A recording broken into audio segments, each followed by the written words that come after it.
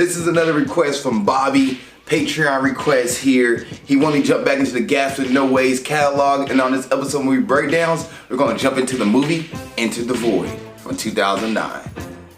What's up, world? Welcome to the episode movie breakdowns. I'm your host, Ali Zakka.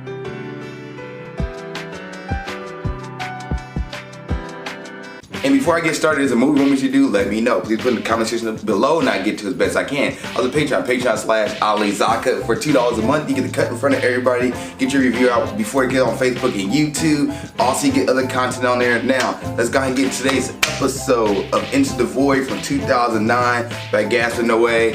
And what is this movie about?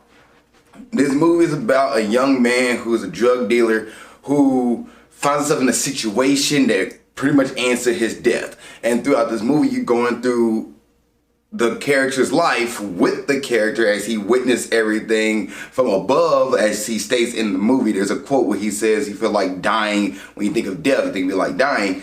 And he is legit watching everything of his life take part and pretty much till a full cycle of life. And there's a bunch of little things in this movie that hints to what's happening, but for the most part, you're witnessing the life of the main character with the main character pretty much in a circle. And that is Into the Void in a nutshell. Now, there's a lot more details in there, a lot more stuff I left out that I'm about to hop into now, like things I like and dislike. I think this movie's fine. I did enjoy this movie. I love the camera angle of this movie, the bird's eye view and watching things play out with the main character as you're watching him go through his life journey and the conversation he has and the people he talked to and the things that pretty much led to where he was in life to the point of his death, and then people who he was close to in his life and what they went through after his death. I think that's a pretty cool idea and concept of the whole life cycle for a human being that Gas with No Way decided to put here in this movie. The colors, I love the colors of this movie. The movie's very bright, very colorful, and then at times it's also dark and dirty because you're in clubs, you're in a strip club, you're in different environments of the nightlife in Tokyo. And I like how there's certain scenes where it's pop in the lights, not Christmas light, but just like the lights and the brightness of certain types of lights and colors of those lights and the pop of the street lights, everything Gas with No Way makes everything kind of really bright and vibrant. And then there's parts in the episode, parts of certain scenes where it's also darker, all red or all like dirty color, not really like bright and pop, more dull color. I like the coloring of the movie. I like the camera angles and what Gas with No Way was going for in certain spots. Definitely the bird eye view or the back of the head view where you never really get to see Oscar like full-fledged most of the time. Most of the time you do see Oscar, you're looking at him through a mirror or a reflection of him, and then most of the time in the movie you're actually behind him or you're above him when he's watching his life, and then when you're awake you actually are Oscar, which I thought was kind of cool. Mine was a movie called Hardcore Henry that came out early 2000s, like between 2011 and 2015. I remember this movie called Hardcore Henry, and this movie reminded me of that movie. So I kind of want to go back and watch Hardcore Henry now after watching this movie by Gas with No Way, Into the Void. The things I dislike, the movie's 2 hours and 23 minutes long, and it didn't need to be that long. I feel like the movie kind of dragged out. I didn't think it really needed to be that long of a movie. And then there's scenes where I just felt like there's an abundance of like sexual intercourse throughout this movie that it's like, I don't really need that. Like, why is it necessary? Like, you can show that, like, okay, there's a line in the movie where the brother and his sister, because this movie's also about relationships too, and the main character Oscar and his sister Linda, they're having a conversation when they're younger, and they're like, when they're separated from each other, we'll always be together no matter what happens. And then they have, like, as they get older, they get another conversation about, like, if we die, we'll just come back and we'll be together kind of thing. Like, we will not ever separate from each other. Which they get separated throughout this movie. This movie, No Way does a good job in writing where he separates them multiple times and they try to find their way back to each other. And then the final separation happens at death. And at the end of the movie, you have this whole like brothel pretty much, and you get the cycle of life, and you legit watch like, I'm trying to think of a way to put it where it's YouTube friendly and not, pretty much you just watch intercourse till its fullest, and then you get the baby come out and you're like, oh, the cycle of life, he got reincarnated as her son, which is also a weird thing to think about in that aspect. That's what I took from it. Somebody else could interpret it a different way, but they talked about in the movie, there's a reason why certain things Gaspar Noé laid out in writing in this movie. Like at the beginning, he talked about what death feels like, and death could be like flying. What you get throughout the movie, you're flying technically throughout this whole movie with Oscar and his life. You get a bird's eye view of everything. So this thing Gaspar Noé did that he laid out in this movie where you look at it and you're like, oh, okay, that makes sense. I just like, why? Why? The Gaspar like, just, you get away, you could have done it without giving me a whole like, the whole thing of it. I get it's a visual movie, so somebody you're into visual movies, this would be something like, oh man, this is weird, this is something out there, visually it's amazing. You say like visual movies, like as far as the certain scenes and designs and concepts he put in this movie where you're looking at certain stuff, it's more to make you think. It'd be more like a visual difference from a normal like standard movie. Get that, no problem with that. So my thing is like, that I really need to see the whole finished product of intercourse. No, I did not need to see that. But yet I got it in the movie, and I'm just like, okay, neat.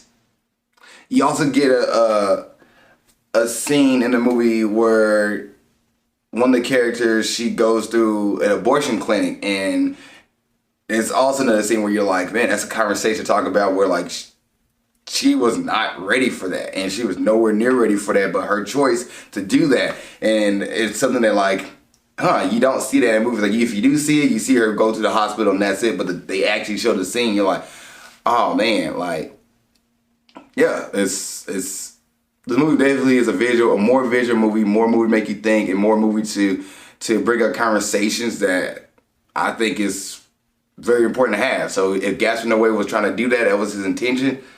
He did a good job delivering that. I'm pretty sure Deep Focus Lens, I'm pretty sure she'll have more in-depth version on this movie. I'm not getting that depth. I'm just like, hey, if this is surface level, this is my first thoughts, this is what you're getting from me.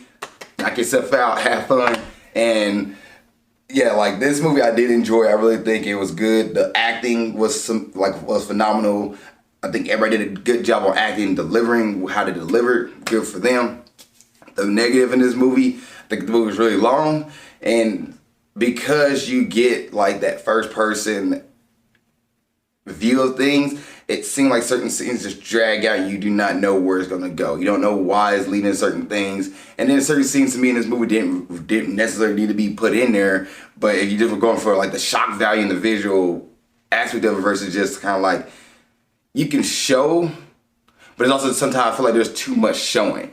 And because I love when movies show and just instead of just telling. It's one reason why I'm loving the Hunger Games series right now. Is the movie 2. They gave you a lot more detail, gave you a lot more like visuals of what was going on in the other districts.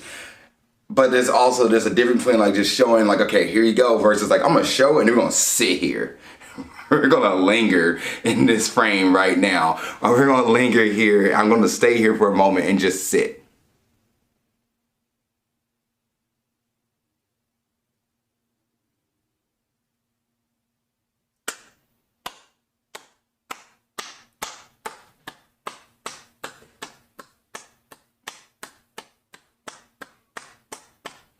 Sit. And I'm just like, sorry for those who listen to this audio via audio. You're like, what is he? Why is the silence there? But that's what Gaspar Noé did. Like he lets make us sit there and just like, all right, Gaspar, you can move on. You can move on. And the next movie I'm going to review for him gets that scene, even gets another scene similar to that, gets worse, where you're just like, good Lord, come on, man. But in this one, he does sit there. He used that technique again, and he sits there, and you're just like, all right, Gaspar, we can move on. We get the point. I see what you're going for. Okay. All right, we're done. All right, you get Gaspar, you get that out your system. neat. But I did enjoy this movie. I thought the acting was good. It's probably something I would watch with friends, but not probably something I would like sit here and watch on repeat. So it kind of give you an idea what my final grade is going to be, but I did enjoy this movie. All right, let's go ahead and talk about the cast, directing, and everything that resolves at the box office. So Into the Void came out in 2009, directed by Gaspar Noé, and also written by Gaspar Noé, with a little bit of help of Lucille, I'm going to mess her name up, Zalovic. The box office here, because the movie came out in France, and the budget for this movie is $16 million estimated. It grew worldwide only $775,000. Dude, I hope we got more money off of that. That's sad. The cast, we have Nathaniel Brown who played Oscar. I thought he did a good job. He was the conduit for you to watch the movie. Like everything was through his lens. So as far as that goes, I think it was a solid character choice. I thought it was good. Paz de la Huerta, who played Linda, phenomenal. I thought she did a great job. There's a scene where she's breaking down because one of the characters come and tell her like, this is your fault, your brother died, and she's like, this is my fault, and she's like going in. Her expressions for when she found out she's pregnant, her expressions for her brother dying the first time, like everything about her I thought was great. She was charming. She was like an open character, like the way she did, Noé wrote her and the way she delivered her lines. Thought Paz did a good job really bringing Linda to life. Ollie Alexander, who played Victor, I thought he did a good job. He was solid. And then Cyril Rory, who played Alex, good job. And Masato Tano, who played Mario, good as well. But those, Nathaniel Brown and Paz de la Huerta, they are the main pieces of this movie. And I think great job from them. Solid, very, very solid. Any other thoughts? Not really. The visuals of it, like for example, you have a car accident scene where Oscar and Linda watch their parents get hit by a semi-truck, and they are like panicking, and look, the girl actor who played Linda as well, phenomenal acting from her, and somebody who doesn't want to go somewhere was getting forced to be put into, not child custody, foster care, and she doesn't want to go to foster care. She wants to be separated from her brother, and her brother, the kid who played young Oscar, who kind of sitting there watching everything. I think the acting for them was great, definitely solid. Like the writing for this movie, when it comes to the whole process of the brothers and sister dynamic, don't want to separate from each other because they've been together since day one. Like I thought was awesome, and that talking point that comes for that. But the visuals behind those scenes, and when Noé didn't linger in a scene and he just let it like play out and then end naturally, I thought was solid. Like everything about it. The lights I love, the camera angles was cool. I think the movie is easier to follow than the next one I'm about to talk about, but I enjoy the visuals of this movie and the camera angles. It's just certain scenes I felt like lasted way too long that didn't need to last long, that he could have moved on, versus just letting us sit in that piece for just to sit there. And I pretty much talked about everything else I want to say. Is this a Friday night movie? Yeah, this is a Friday night movie. Watch with friends and family. Just see everybody's reaction to this movie. I think this is going to be a solid one to watch with everybody and great time. I'm going to grade the movie Into the Void from 2009. I'm going to give this movie a solid C. This movie gets a 75% for me. I feel like it's just a solid movie as far as storyline goes. It's a big talking point from the storyline. And the visual is pretty cool. Certain times the movie feels super long. Certain scenes last longer than it needs to be. And the little hints and stuff is there that you pick up on and you figure out what's going on at the end. I think it's kind of cool. But yeah, this movie's a C for me. Like I feel like it's an average movie when it comes to like the story, but it's a solid story. It's like not a bad movie. It's nothing wrong about this movie. I just feel like it's not a movie I'm gonna watch over and over again, and not a movie I'm like, oh man, this is top tier, you have to see.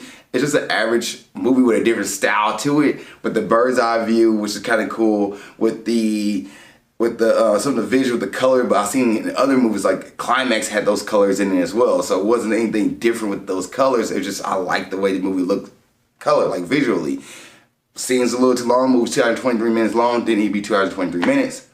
But yeah, the movie gets a C for me. It's 75%. Like, it's a movie I just felt like it's not bad. It's not a, like, you know, worldwide phenomenal. It's just right there in the middle. It's solid. I enjoyed the movie. I think it's a C.